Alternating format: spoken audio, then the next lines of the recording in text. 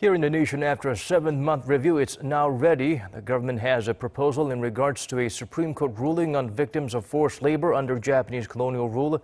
Lee Ji-won fills us in on the latest.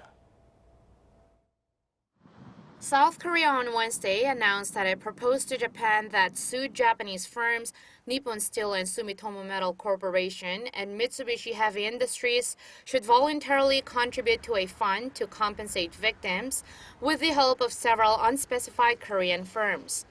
14 Korean victims of Japan's wartime forced labor during its colonial rule won 3 court cases since last year, and the total compensation amount stands at $1.15 million.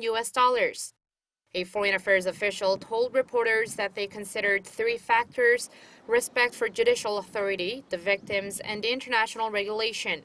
And should Japan accept this proposal, Seoul said it'll consider accepting Tokyo's request for diplomatic talks, which is outlined as the first step the two countries should take in the event of a disagreement related to the 1965 agreement that normalized their ties. Soon after the announcement was made, Japan's Kyodo News Agency reported that Takeshi Yosuga, the foreign press secretary, held a press conference. He said that the proposal does not solve South Korea's violation of international law and thus cannot be a solution. Japan has been arguing that it's already compensated the victims in 1965, while the South Korean court said that bilateral agreement does not terminate individuals' right to reparation. To this, a South Korean official said that Seoul will wait until Japan makes an official response and did not elaborate on what measures it'll take next if the proposal is rejected.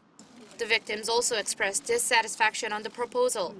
In a statement, they said the government did not fully consult with them on this and that it does not touch on the need for Japan's apology and acknowledgement of their forced labor, which is the starting point in solving this problem. They also expressed concerns on how the proposal does not cover the cases for victims whose trials haven't started or concluded.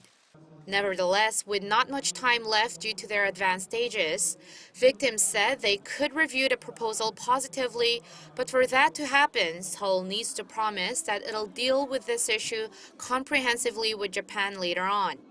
Meanwhile, with the deadline to solve this issue by arbitration by individuals no longer valid, Japan said it'll move to the next possible measure, which is an arbitration involving 3 third-party countries.